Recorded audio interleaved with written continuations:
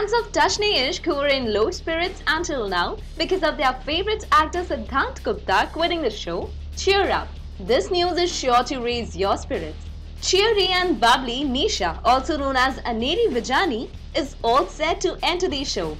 But before you start building pillars of hope, let us tell you that the actress has been roped in for a special performance. The actress will be seen grooving to Gala Gudiya along with Yuvi. She will be playing herself. The actress has a blast shooting for her show. When contacted the actress, she confirmed the news too. Well, how excited are you to watch Aneri groove on your favorite show? Comment below.